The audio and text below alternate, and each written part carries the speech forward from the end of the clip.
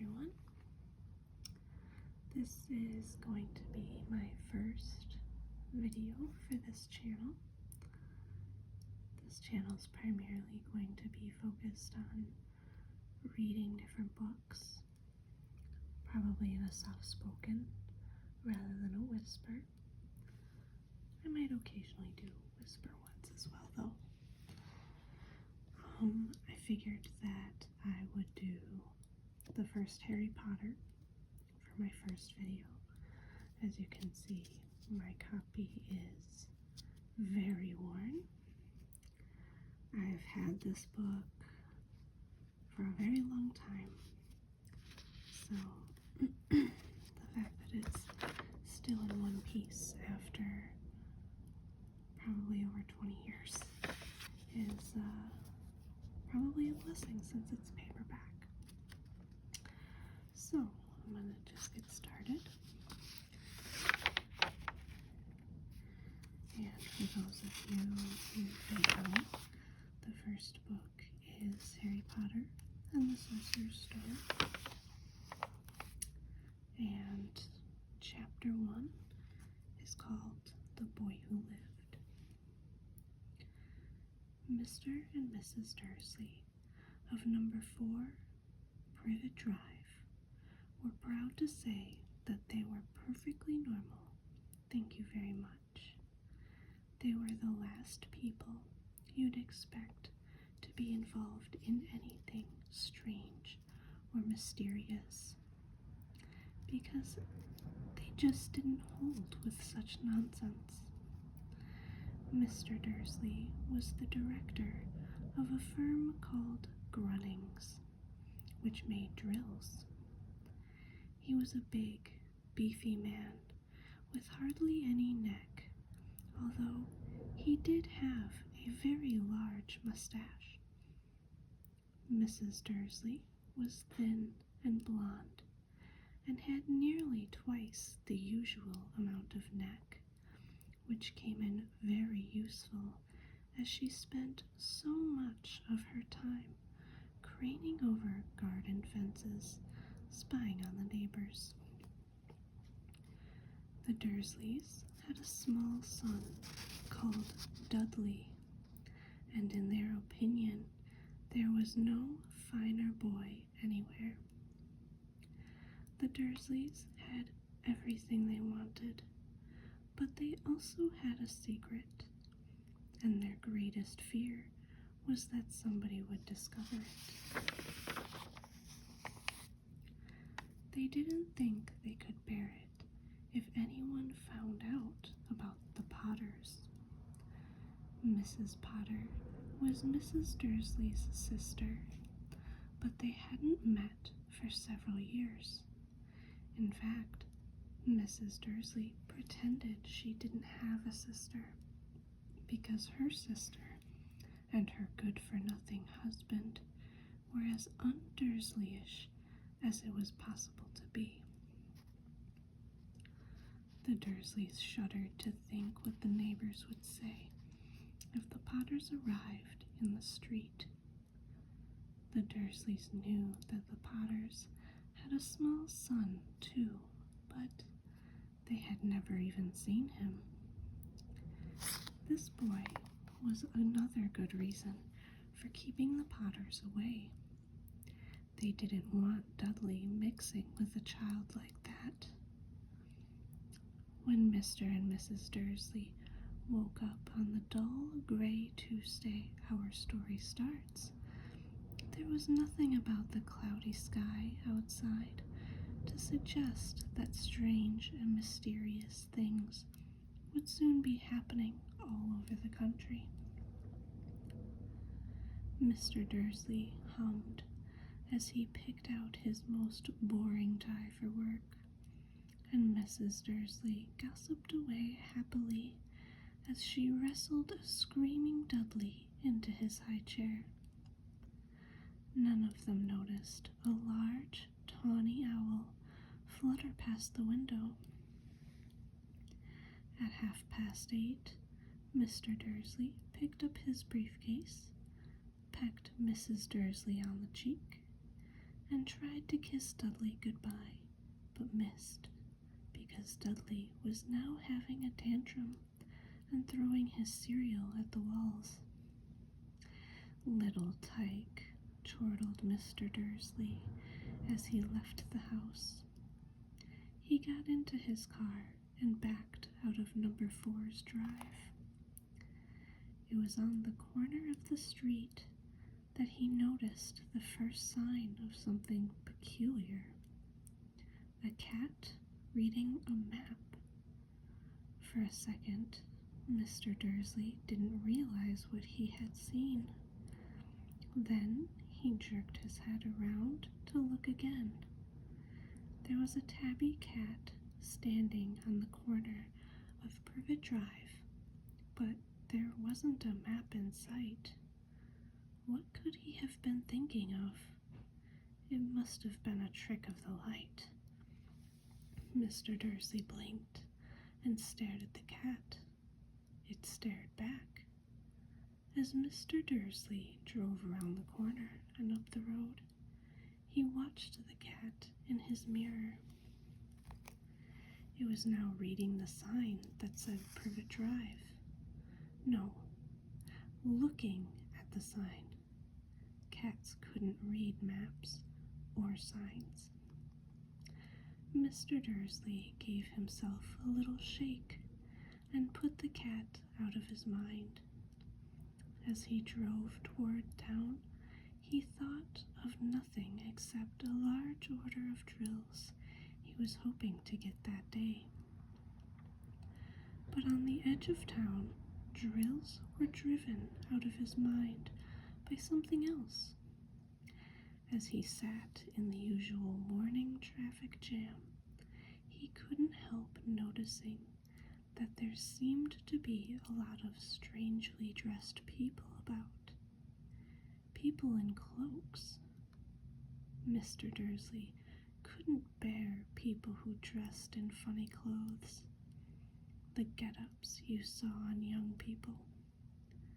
He supposed this was some stupid new fashion. He drummed his fingers on the steering wheel, and his eyes fell on a huddle of these weirdos standing quite close by. They were whispering excitedly together. Mr. Dursley was enraged to see that a couple of them weren't young at all. Why, that man had to be older than he was, and wearing an emerald green cloak. The nerve of him. But then it struck Mr. Dursley that this was probably some silly stunt. These people were obviously collecting for something. Yes, that would be it. The traffic moved on, and a few minutes later, Mr. Dursley arrived in the Grunnings parking lot, his mind back on drills. Mr. Dursley always sat with his back to the window in his office on the 9th floor. If he hadn't, he might have found it harder to concentrate on drills that morning.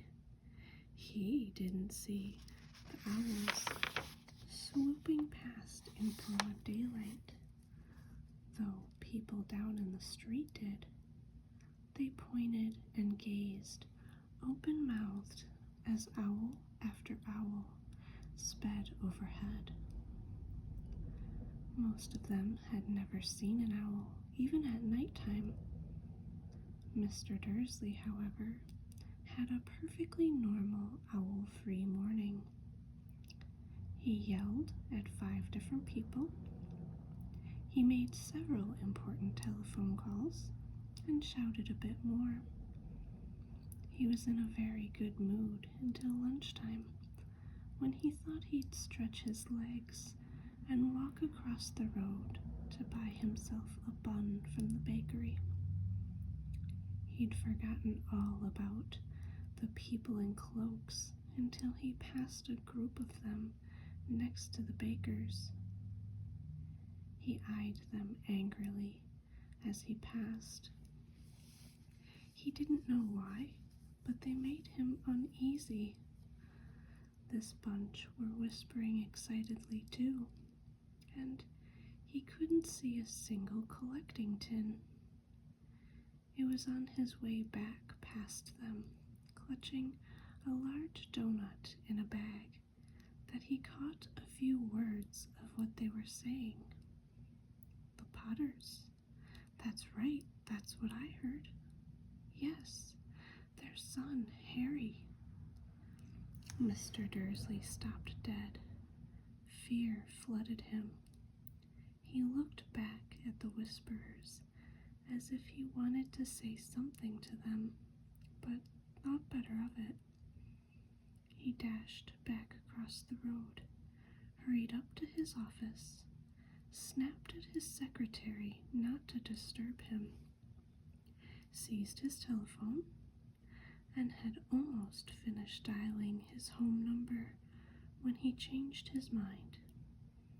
He put the receiver back down and stroked his mustache, thinking, no, he was being stupid. Potter wasn't such an unusual name. He was sure there were lots of people called Potter who had a son called Harry.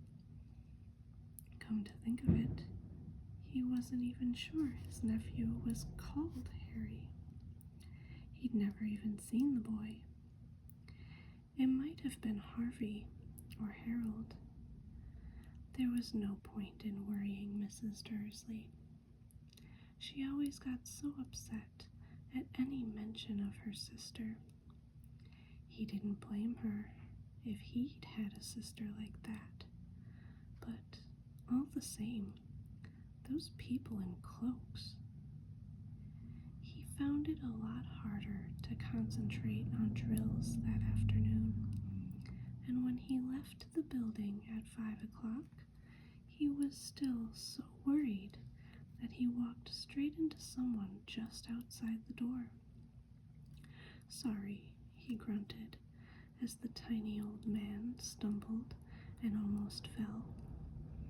It was a few seconds before Mr. Dursley realized that the man was wearing a violet cloak. He didn't seem at all upset at being almost knocked to the ground. On the contrary, his face split into a wide smile, and he said in a squeaky voice that made passers-by stare, "Don't be sorry, my dear sir, for nothing could upset me today. Rejoice, for you know who has gone at last. Even muggles like yourself should be celebrating this happy, happy day." The old man hugged Mr. Dursley around the middle and walked off. Mr. Dursley stood rooted to the spot. He had been hugged by a complete stranger. He also thought he had been called a muggle, whatever that was. He was rattled. He hurried to his car and set off for home, hoping he was imagining things which he had never hoped for before, because he didn't approve of imagination.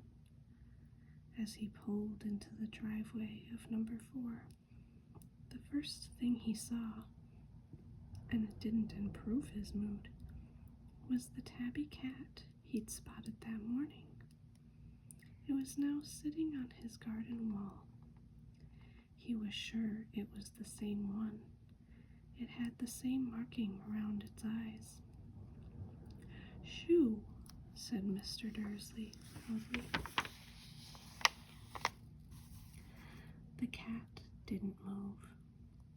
It just gave him a stern look.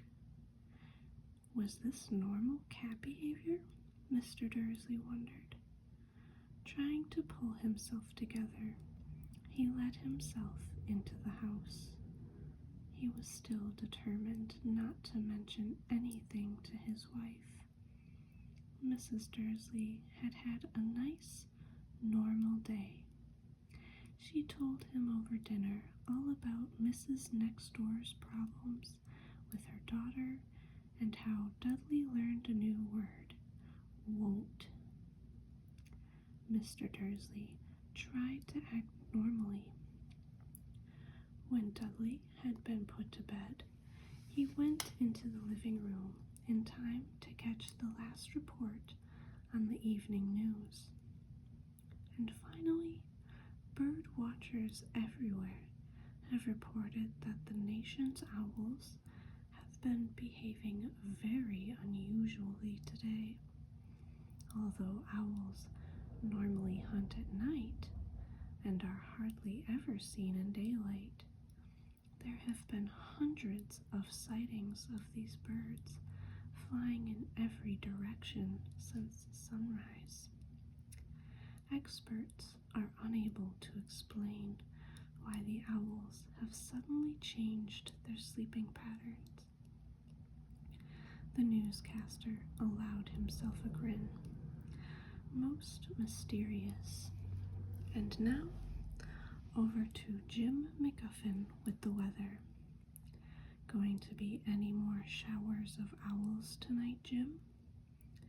Well, Ted, said the weatherman, I don't know about that, but it's not only the owls that have been acting oddly today. Viewers as far apart as Kent, Yorkshire, and Dundee have been phoning in to tell me that instead of the rain I promised yesterday, they've had a downpour of shooting stars. Perhaps people have been celebrating bonfire night early.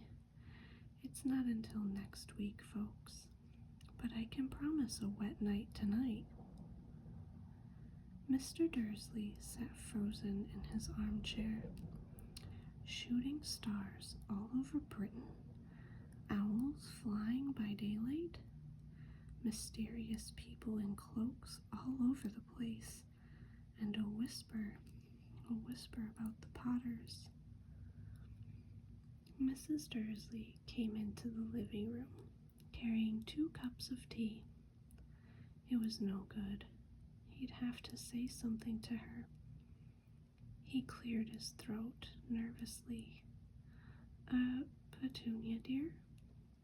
You haven't heard from your sister lately, have you? As he had expected, Mrs. Dursley looked shocked and angry. After all, they normally pretended she didn't have a sister. No, she said sharply. Why?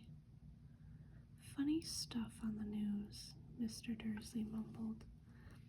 Owls, shooting stars, and there were a lot of funny-looking people in town today. So? Snapped Mrs. Dursley. Well, I just thought maybe it was something to do with, her crowd. Mrs. Dursley sipped her tea. Sorry about the background noise. Mrs. Dursley sipped her tea through pursed lips. Mr. Dursley wondered whether he dared tell her he'd heard the name Potter. He decided he didn't dare. Instead, he said, as casually as he could, their son, he'd be about Dudley's age now, wouldn't he? I suppose so, said Mrs. Dursley stiffly. What's his name again? Howard, isn't it? Harry. Nasty common name, if you ask me.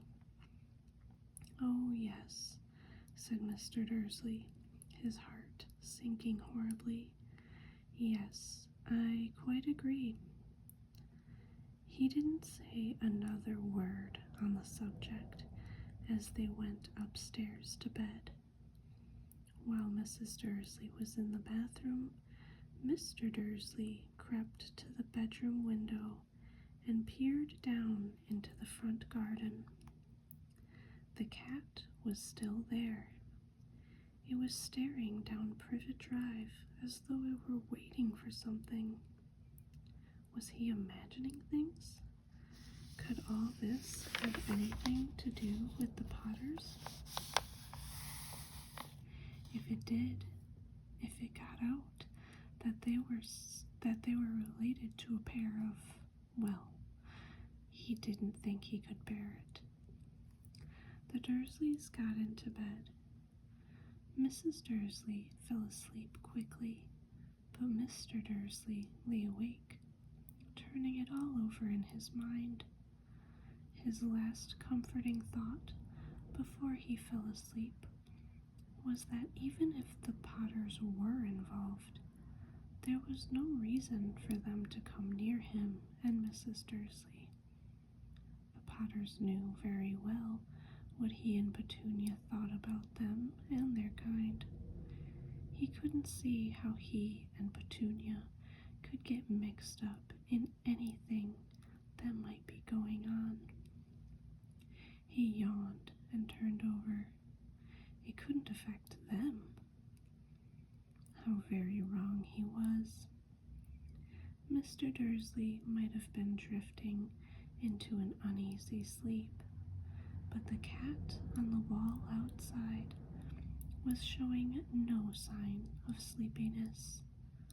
It was sitting as still as a statue, its eyes fixed unblinkingly on the far corner of Privet Drive.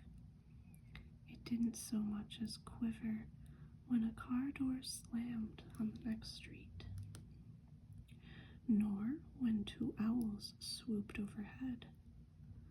In fact, it was nearly midnight before the cat moved at all. A man appeared on the corner the cat had been watching, appeared so suddenly and silently you'd have thought he'd just popped out of the ground. The cat's tail twitched, and its eyes narrowed. Nothing like this man had ever been seen on Privet Drive. He was tall, thin, and very old, judging by the silver of his hair and beard, which were both long enough to tuck into his belt. He was wearing long robes, a purple cloak that swept the ground, and high-heeled buckled boots. His blue eyes were light, bright, and sparkling behind half-moon spectacles, and his nose was very long and crooked, as though it had been broken at least twice. This man's name was Albus Dumbledore. Albus Dumbledore didn't seem to realize that he had just arrived in a street where everything from his name to his boots was unwelcome. He was busy rummaging in his cloak, looking for something.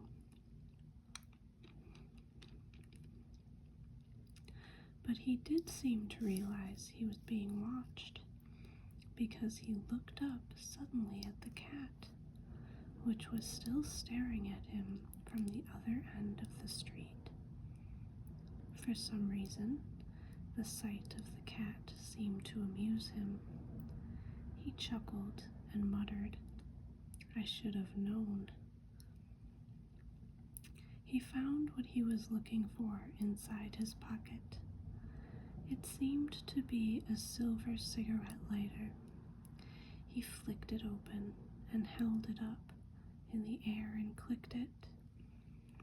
The nearest street lamp went out with a little pop. He clicked it again. The next lamp flickered into darkness. 12 times he clicked the put outer until the only lights left on the whole street were 2 tiny pinpricks in the distance, which were the eyes of the cat watching him. If anyone looked out of their window now, even beady-eyed Mrs. Dursley, they wouldn't be able to see anything that was happening down on the pavement. Dumbledore slipped the put-outer back inside his cloak and set off down the street toward number 4, where he sat down on the wall next to the cat. He didn't look at it, but after a moment he spoke to it. "Fancy seeing you here, Professor McGonagall." He turned to smile at the tabby, but it had gone. Instead, he was smiling at a rather severe-looking woman who was wearing square glasses, exactly the shape of the markings the cat had had around its eyes. She, too, was wearing a cloak, an emerald one. Her black hair was drawn into a tight bun. She looked distinctly ruffled. "How did you know it was me?" she asked. "My dear Professor, I've never seen a cat sit so stiffly." "You'd be stiff if you'd been sitting on a brick wall all day," said Professor McGonagall. "All day? When you could have been celebrating? I must have passed a dozen feasts and parties on my way here." Professor McGonagall sniffed angrily. "Oh, yes, everyone's celebrating all right," she said impatiently.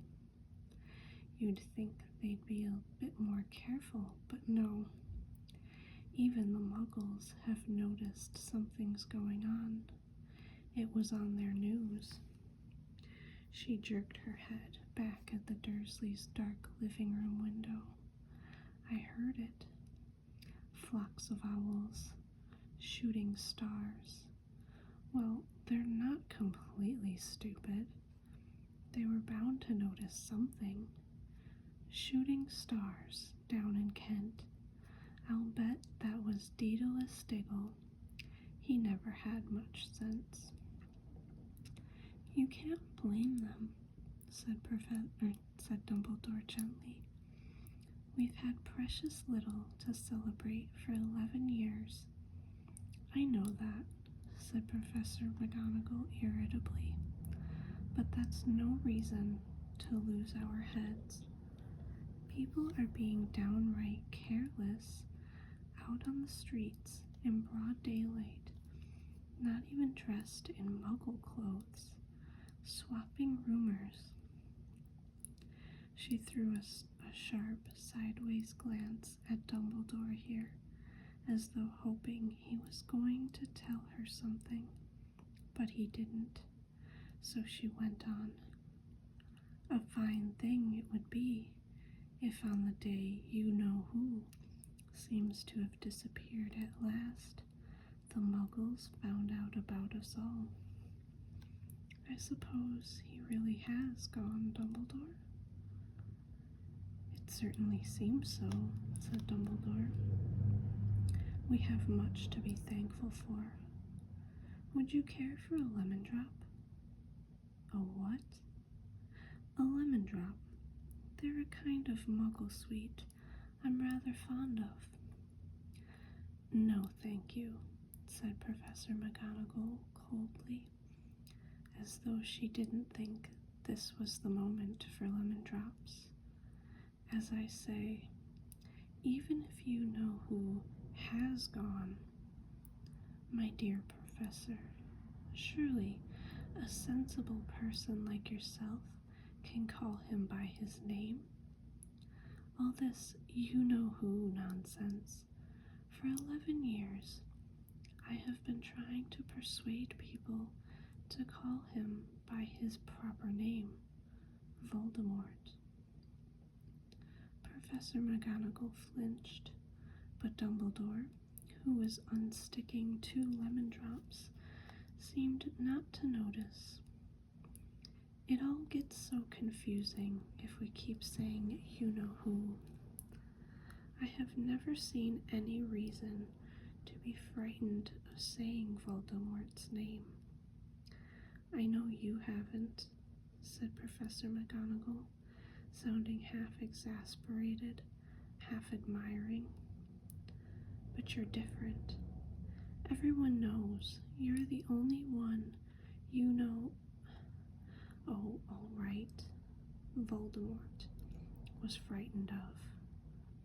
You flatter me, said Dumbledore calmly. Voldemort had powers I will never have. Only because, only because you're too, noble to use them. It's lucky it's dark. I haven't blushed so much since Madame Pomfrey told me she liked my new earmuffs. Professor McGonagall shot a sharp look at Dumbledore and said, The owls are nothing next to the rumors that are flying around.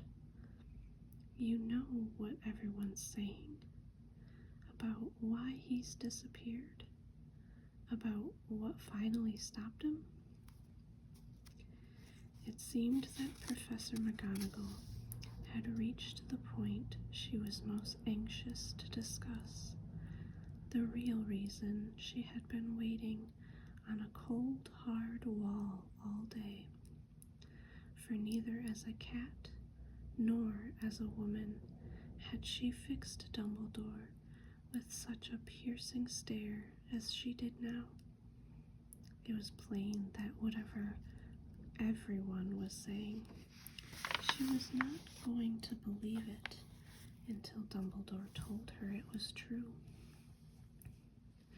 Dumbledore, however, was choosing another lemon drop and did not answer. What they're saying, she pressed on, is that last night Voldemort turned up in Godric's Hollow. He went to find the Potters. The rumor is that Lily and James Potter that they're dead. Dumbledore bowed his head. Professor McGonagall gasped. Lily and James. I can't believe it. I didn't want to believe it. Oh, Albus. Dumbledore reached out and patted her on the shoulder. I know, he said heavily. Professor McGonagall's voice trembled as she went on. That's not all. They're saying he tried to kill the Potter's son, Harry, but he couldn't. He couldn't kill that little boy. No one knows why or how, but they're saying that when they couldn't kill Harry Potter, Voldemort's powers somehow broke, and that's why he's gone. Dumbledore nodded glumly. It's true, faltered Professor McGonagall. After all he's done, all the people he's killed, he couldn't kill a little boy? It's just astounding of all the things to stop him. But how in the name of heaven did Harry survive? We can only guess, said Dumbledore. We may never know. Professor McGonagall pulled out a lace handkerchief and dabbed at her eyes beneath her spectacles. Dumbledore gave a great sniff as he took a golden watch from his pocket and examined it. It was a very odd watch. It had 12 hands, but no numbers. Instead, little planets were moving around the edge. It must have made sense to Dumbledore, though, because he put it back in his pocket and said, Hagrid's late. I suppose it was he who told you I'd be here, by the way? Yes, said Professor McGonagall, and I don't suppose you're going to tell me why you're here, of all places. I've come to bring Harry to his aunt and uncle. They're the only family he has left now. You don't mean, you can't mean the people who live here? Cried Professor McGonagall, jumping to her feet and pointing at number 4. Dumbledore, you can't. I've been watching them all day. You couldn't find 2 people who are less like us. And they've got this son. I saw him kicking his mother all the way up the street, screaming for sweets. Harry Potter come and live here? It's the best place for him, said Dumbledore firmly. His aunt and uncle will be able to explain everything to him when he's older. I've written them a letter. A letter? Repeated Professor McGonagall faintly, sitting back down on the wall. Really, Dumbledore, you think you can explain all this in a letter? These people will never understand him. He'll be famous, a legend. I wouldn't be surprised if today was known as Harry Potter Day in the future. There will be books written about Harry. Every child in our world will know his name. Exactly, said Dumbledore, looking very seriously over the top of his half-moon glasses. It would be enough to turn any boy's head. Famous before he can walk and talk. Famous for something he won't even remember. Can't you see how much better off he'll be growing up away from all that until he's ready to take it? Professor McGonagall opened her mouth, changed her mind, swallowed, and then said, Yes, you're right, of course. But how's the boy getting here, Dumbledore? She eyed his cloak suddenly, as though she thought he might be hiding Harry underneath it. Hagrid's bringing him. You think it wise to trust Hagrid with something as important as this? I would trust Hagrid with my life, said Dumbledore. I'm not saying his heart isn't in the right place, said Professor McGonagall grudgingly. But you can't pretend he's not careless. He does tend to... What was that? A low rumbling sound had broken the silence around them. It grew steadily louder as they looked up and down the street for some sign of a headlight. It swelled to a roar as they both looked up at the sky, and a huge motorcycle fell out of the air and landed on the road in front of them. If the motorcycle was huge, it was nothing to the man sitting astride it. He was almost twice as tall as a normal man, and at least 5 times as wide. He looked simply too big to be allowed, and so wild. Long tangles of bushy black hair and beard hid most of his face. He had hands the size of trash can lids, and his feet in their leather boots were like baby dolphins. In his vast, muscular arms, He was holding a bundle of blankets. Hagrid, said Dumbledore, sounding relieved. At last. And where did you get that motorcycle? Borrowed it, Professor Dumbledore, sir, said the giant, climbing carefully off the motorcycle as he spoke. Young Sirius Black lent it to me. I've got him, sir. No problems, were there? No, sir. House was almost destroyed, but I got him out all right before the muggles started swarming around. He fell asleep as we was flying over Bristol. Dumbledore and Professor McGonagall bent forward over the bundle of blankets. Inside, just visible, was a baby boy, fast asleep. Under a tuft of jet-black hair over his forehead, they could see a curiously shaped cut, like a bolt of lightning. Is that where? Whispered Professor McGonagall. Yes, said Dumbledore. He'll have that scar forever. Couldn't you do something about it, Dumbledore? Even if I could, I wouldn't. Scars can come in handy. I have one myself above my left knee that is the perfect map of the London Underground. Well, give him here, Hagrid. We'd better get this over with. Dumbledore took Harry in his arms and turned toward the Dursleys' house.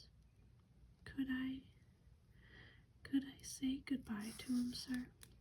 Asked Hagrid.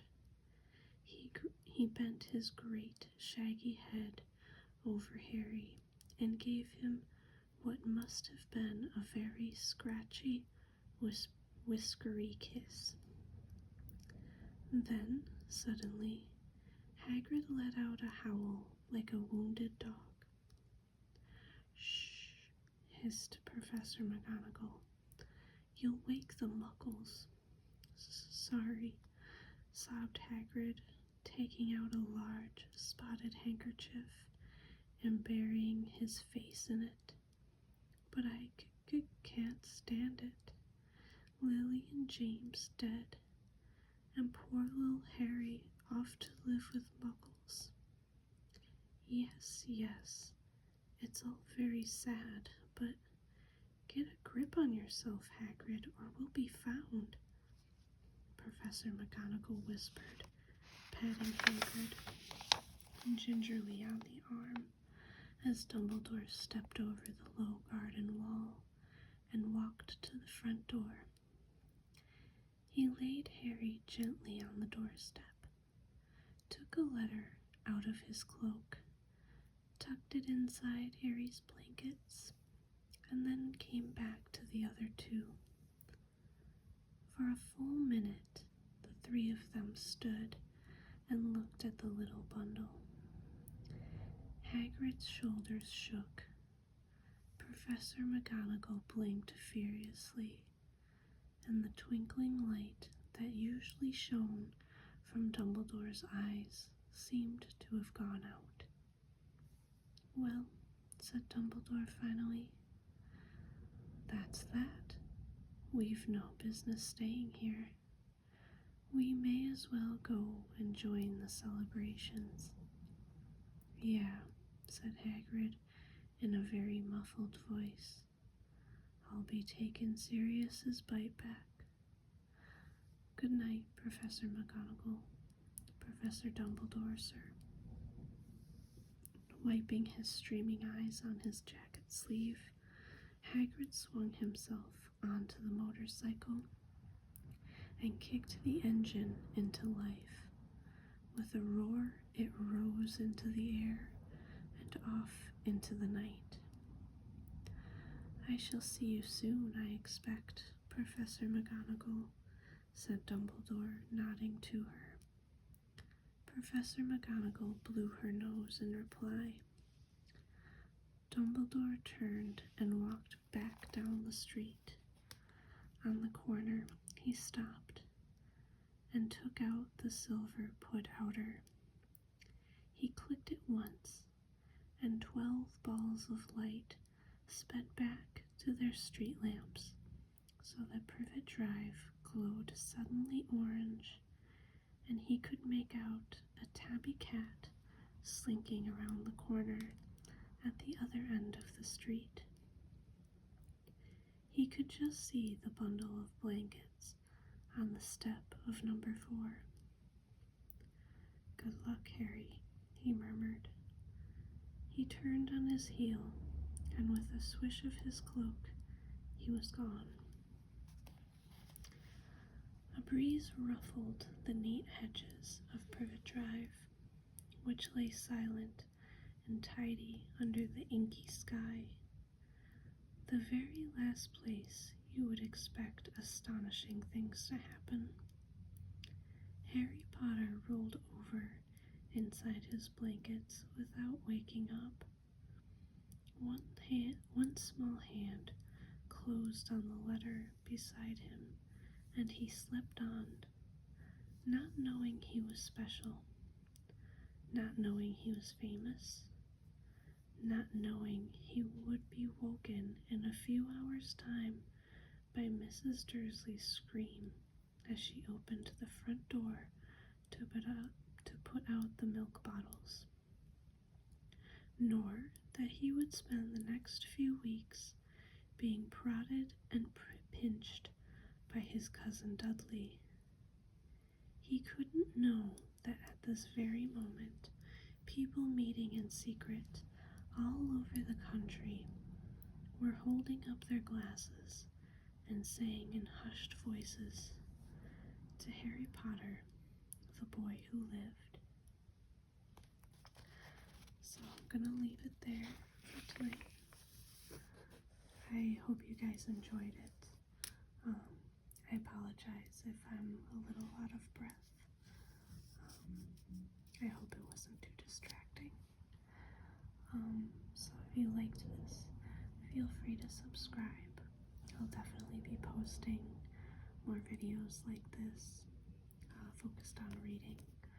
I'll probably do more Harry Potter videos.